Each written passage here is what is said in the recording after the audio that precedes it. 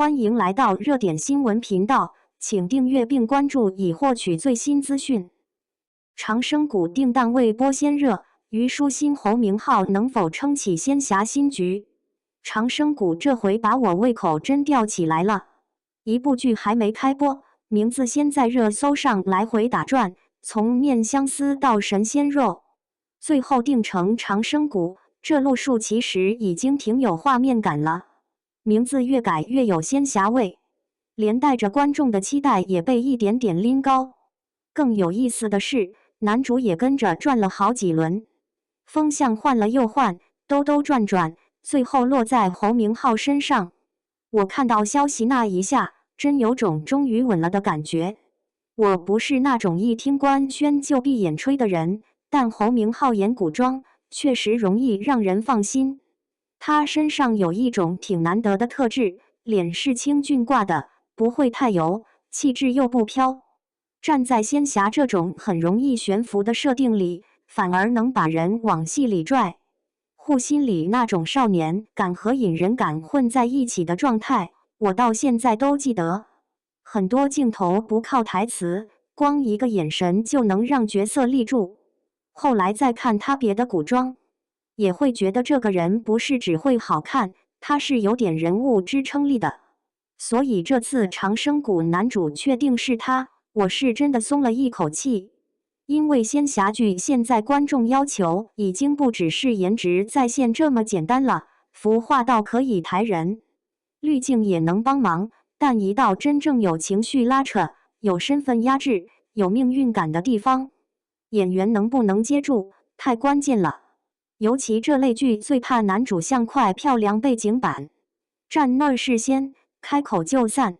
虞书欣这边倒是一直没怎么变。说实话，这种名字在改，搭档在转，只有女主稳稳站着的局面，本身就挺说明问题。她现在演仙侠，已经不是单纯靠热度往上冲了，而是观众会默认她是配这个赛道。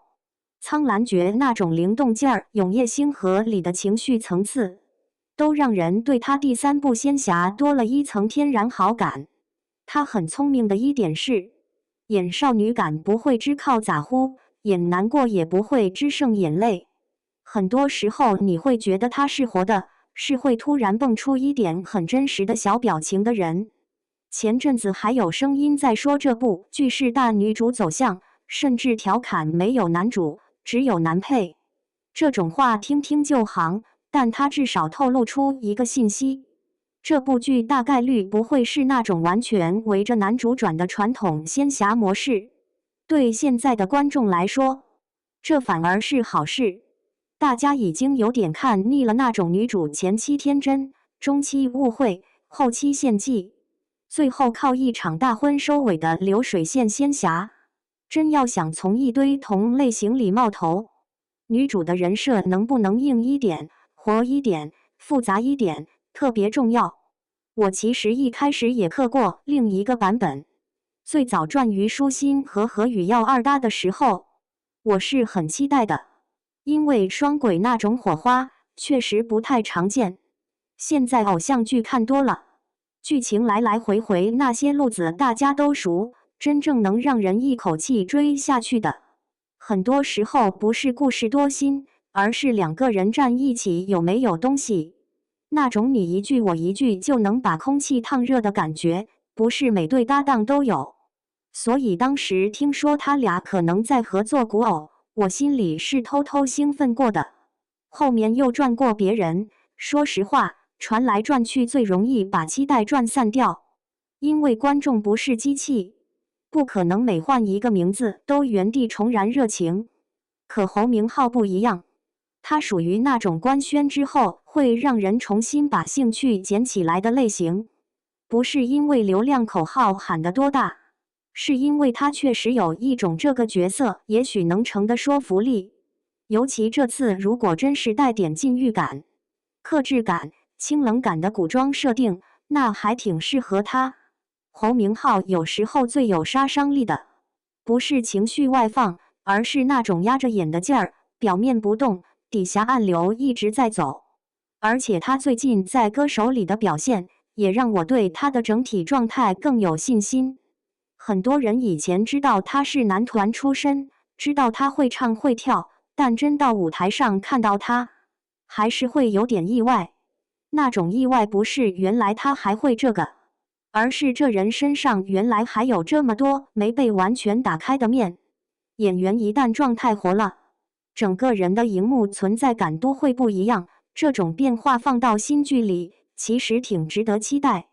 长生谷现在最吸引我的，已经不只是演员名单了，而是他身上那种还没播就自带讨论度的气息。剧名更换，阵容拉扯，大女主标签，仙侠赛道竞争，这些东西全搅在一起，反而让他有了一种你倒要看看他最后能拍成什么样的悬念感。观众现在嘴是很挑的，光靠一个概念糊弄不过去，最后还是得看角色关系能不能立住，看感情线是不是空转，看仙侠壳子底下有没有真东西。我个人是愿意先把期待值放上去一点的。虞书欣负责灵气和情绪起伏，侯明昊负责气质和人物压场。如果剧本别太偷懒，别把仙侠拍成换装恋爱秀，这个组合是有机会打出新鲜感的。至少目前这对搭子不违和，甚至还有点越想越顺眼的意思。反正我已经把这部剧放进待播名单里了。名字改了那么多回，阵容也绕了一圈，希望最后端上来的不是一锅花里胡哨的仙侠老汤，而是一部真能让人晚上窝在沙发上边看边上头的剧。你们会因为虞书欣去，还是因为侯明昊想追这部《长生谷》？我还挺想知道大家对这对组合的第一感觉到底怎么样。